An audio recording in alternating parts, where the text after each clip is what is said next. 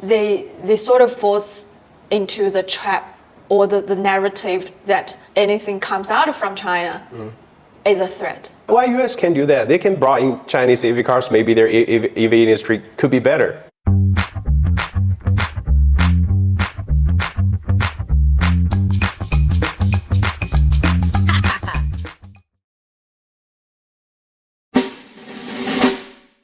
So Dr. Shen, we certainly know that you have done some researches on Papua New Guinea, and of course you have some working and study experience in Australia. I just want to know, how do you personally view this kind of logic or this kind of combination of how the Western society, the enterprises or the media, political system, all this kind of coalesce, how they balance will work together, maybe based on your personal experiences? Yes, I want to say from personal experience, the time when I was in Australia was from 2007 and then to 2013.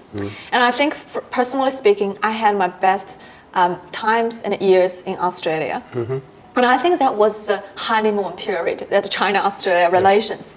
And I think that's the period where Australia perceives that China as an opportunity for China's economy boost. And I think when I actually go back to Australia to work, that was after 2017. China and Australia were going through a very, very hard period. And that was an absolutely different vibe and atmosphere you get. So when I started there, I had the best time. It was all very friendly. You wouldn't be viewed as a spy or someone who's going to threaten the national security of Australia.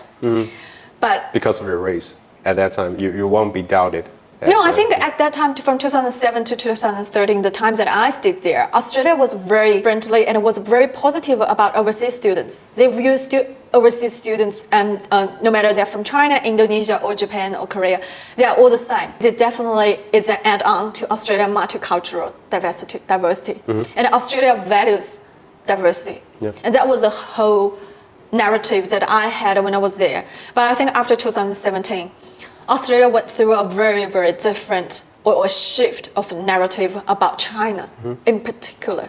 So the narrative may not shift towards Korean students or towards Japanese students or Indonesian students, but the narrative about Chinese students, overseas students in Australia was very different. You could read the news and articles about, Chinese students are sort of controlled by the government.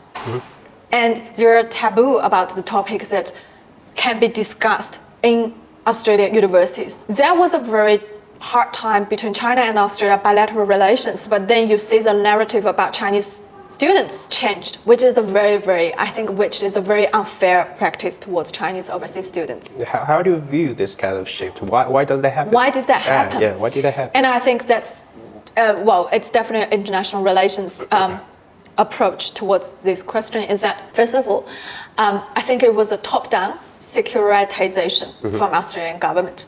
You see that the Turnbull government, Abbott's government, they all had that China is a threat to Australia, especially China is a threat to Australia's national security narrative, start to place in. And then there was channels from Australia broadcasting, like from the media, then from think tank, then from politicians, all point to one direction. China is a threat to Australia's national security. And when the whole narrative is formed from the government to the society, the public's opinion about China change. And then, of course, you see that their attitudes towards Chinese students change. So I just want to dig in. And I think that happens to the US as well. Yeah, exactly. I don't know when you were in the States, but 2016. You would experience the hard time. That's the time when Trump came in. Because you definitely had the best time there. You think what essentially, I think, because you asked me why this change happened. I think that's a really complicated question. No, but essentially I'll put it into one sentence, and is that the US and Australia had expectations about China, and they expect China to become one of them. And they realized China has its unique way, and they don't want to do things exactly as they expected. So when the expectation falls apart, they treat China differently. So I want to change my subject to another one that's about the data privacy. I want to bring up the news written by in the South China Morning Post. It says that after Elon Musk's visit to China in April, Elon said that Tesla has already passed data security assessment, and we clearly saw what happened next, that the Tesla Model Y is being allowed in the government's procurement procedure in China. But meanwhile, from the Western side, that we have seen numerous articles or commenting on Chinese car that they have a bad gate, or saying that the cars could be disabled from remote. And also, I had the news right here that's pretty funny. The Ohio senator said that he posted his concerns requiring the government to ban Chinese EV cars because I have called for that to stop. I want to make sure that people's privacy is protected, which it won't be with all these Chinese vehicles. I want to make sure that our national security is protected, and it won't be if these vehicles come into the country.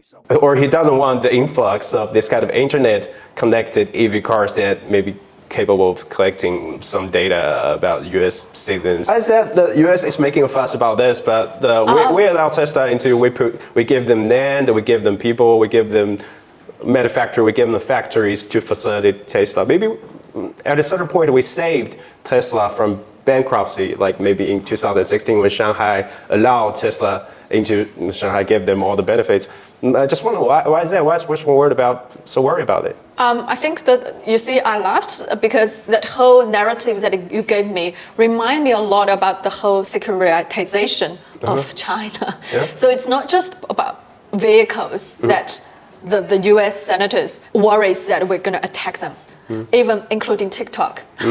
TikTok is another huge issue that, that's been brought up by the US Congress and US politicians about the whole data security thing, and as well as Huawei. Yes. There are all sorts of rumors about their data and privacy issues. But I think if you look in depth and you examine their data policy, there's no difference between Huawei and other US technology companies, as well with the TikTok and other US operated Facebook.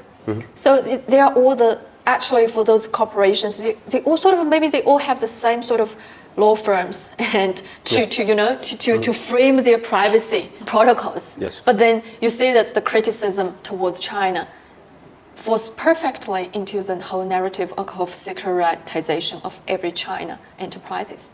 I think in terms of why China is very acceptable and also very encouraging towards companies Tesla to come into China. Whereas you see that there's very hostile and suspicious attitudes towards China enterprises in the States. I think that's because China government perceives that foreign investment is a boost to China economy. So we see it as opportunity. Whereas I think for some US politicians or even US public views China enterprises as a competitor and as a threat. They sort of falls into the trap or the narrative that anything comes out from China is a threat. Yeah, but one thing that's interesting to me that when China bring in Tesla in 1 year, a lot of Chinese brand just soaring up after Tesla was brought in. Why US can't do that? They can brought in Chinese EV cars. Maybe their EV industry could be better, right? Yeah, because I think the whole mindset since Trump administration to Biden's administration, they had this all decoupling and then de-risking policy. I think one of their goal or aim is to contain China's high technology development. Of course, EV is one of the areas that they want to stop. As well as maybe Huawei or... Oh yeah, of course. Anything that you could become competitive with the US, they want to sort of make sure that the containment is in place. The problem is not to contain a company from China or contain a company from the US. I think it actually needs a bit of a consensus among the government level or even non-government organizations to contain those corporations. Data protection is an issue, not just for government. Data protection issue should be against those people who take advantage of the data, but not against the country or against a company from a particular country. Yes, it means that if I'm a foreign industry and I want to do business with you, I certainly obey your laws and I put my data on your soil to prevent from threatening the national security. I think that's a really basic consensus if a company wants to do business overseas. So that reminds me of like every time when we saw the news maybe about TikTok, about DJI, about all the Chinese high-tech companies, when they want to go overseas, the U.S. politicians always use this kind of as an excuse, the data security, the threatening to national securities. Are those things like making up? Like, is that a kind of excuse that the U.S. political systems always work to prevent contain Chinese companies? Of course, they do that a lot, right? Yeah, exactly. I think it's a political correctness for U.S. politicians to to criticize anything comes out from China or anything related to China. You can see that debate or that sort of narrative all the time from Washington. You mentioned about your study experience. How about your working experience? Like, have you been ever overseas with some Chinese companies trying to do business with foreign countries? Well, when I did my research in Papua New Guinea, I had a lot of on-site visits and talks with a lot of the Chinese companies' managing teams. And one thing I find interesting is that a lot of the Chinese companies, when they go overseas, they actually face a lot more unfair treatment than a lot of enterprises who comes into China. When I had this talk with one of the construction company from China, they used to build office buildings in Papua New Guinea, in Port Moresby. They actually had so many problems with their labor and also with the sort of like the local. They had a lot of obstacles with labor costs, with land issues. Because first of all, with the labor, you could see the criticism from Western media that China companies, when they go overseas, they don't do localization. That means they don't hire local people. Yeah, right? They don't hire local people. They don't source labor from the local market. But is that true? Well, when I talked to the managing team, they told me that they really wanted to have neighbors locally because it's a lot more expensive to bring laborers from China to overseas market because you have to pay for their extra accommodation. And let me guess, that some of the local people, they are not skillful enough exactly to perform that kind of one job, thing right? is their skill, so they might not have the expertise to perform the job. That's one aspect. And with some countries, a very, very big problem they have is about the work ethic.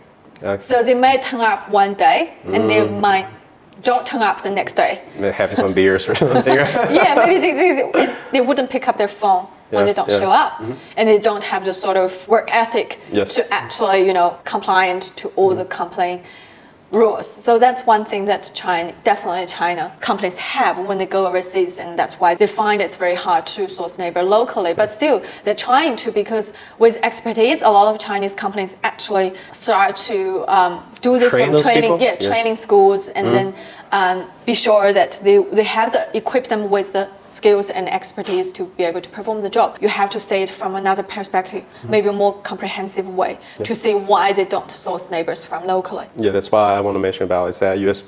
or Western media always portray China or even the Belt and Road, this kind of national policies. They always criticize it as being a debt trap, or they're trying to just exchange the infrastructure for more resources, for more in terms of usage of their exports, their ports or something like that. Well, I think that's one thing. That's a very, very ancient narrative to say that Belt and Road Initiative is a debt trap.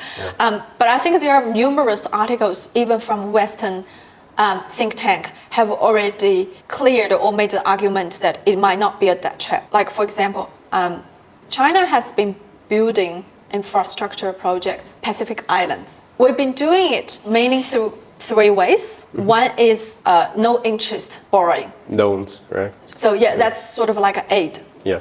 And then the second is very low interest lending to the government. Yeah. That's sort of like semi-aid and then semi-investment. But then the third way is we do it like the commercial rate of lending. And there are 3 ways of doing those infrastructure projects in Pacific Islands. Yeah. And most of them are actually required by the local governments, especially with the commercial rate, the Chinese companies building infrastructure projects. And I have to say, the debt that created by China is not higher created by ADB or World Bank. Yeah. And actually the rate from World Bank or ADB is a lot higher than China's. And one thing that for all those lending that China made, we never had a compulsory protocols written in their contract saying that you have to give me 1% of your GDP if you cannot return the money on time. But I have to tell you, with World Bank, that's written in their contract. And you can see compulsory. And it's compulsory. And you have to cut your education spending, or you have to cut your national budget on education or health 1% to return the money to me. Yeah. Personally, I don't think those lending made by Chinese, the AIIB, is worse than those ones made by ADB or World Bank. So I think that's a really good answer. And first of all, I just want to thank you for being here. And I'm so enlightened by today's topic. And I just hope you guys enjoy it. And maybe next time we can talk for more about international topics related to China. Of course. And thank you, Dr. Shen. Thank you so much.